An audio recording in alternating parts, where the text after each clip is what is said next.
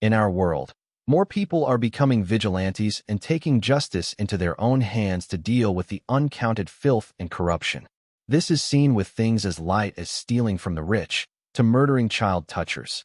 But what happens when the filth and corruption is so far up the social ladder that it controls the very system you're in? This leads me to ask the question, was Jeffrey Epstein the hero? There's no question that Epstein did terrible things. And there's no question that he has many victims. But the question still remains, why did he do it? Some say it was for power and control, others say it was just for money. But I have an alternative theory. What if Epstein knew the files would be released? What if he knew the files would make him look like the biggest villain? And what if his true motive was to unite the country against the powerful elites? Think about it.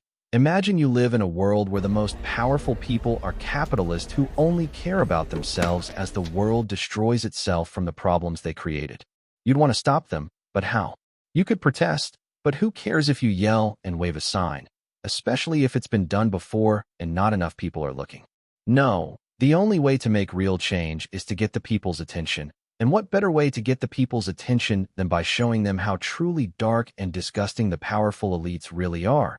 All by making yourself look like the most evil person in history while pretending to be a financier, the perfect role that represents America's capitalist greed. A great example of this would be in The Dark Knight. In the film, the Joker sees how corrupt the elite of Gotham really are and sees Harvey Dent as being no different, with him being the district attorney that works for the same corrupt elites and even committing crimes himself before his full descent into madness.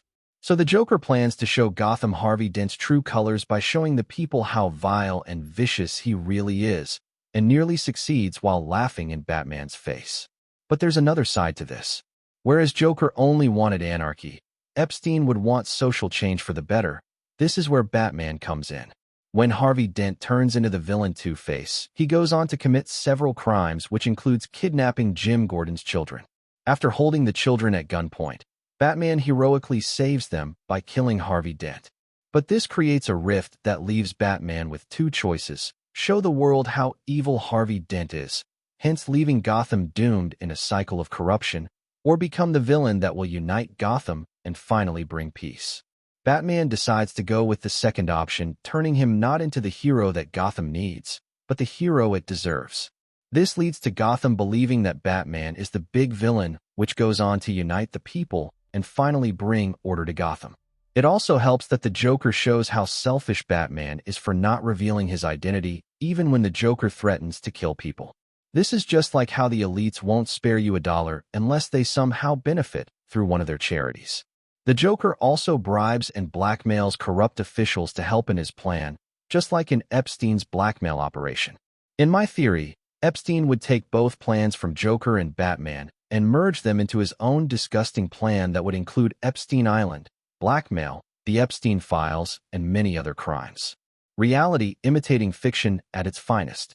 The ultimate villain that unites everyone, mirrors what is happening to Epstein, with everyone, including both political parties, being united to hate him and the elites that were associated with him. It's just like what Batman said. You either die a hero, or you live long enough to see yourself become the villain. And if Epstein is still alive, he did in fact live long enough to become the ultimate villain. This no way justifies what Epstein did, but one must remember, the only way to clean up a mess is to get dirty.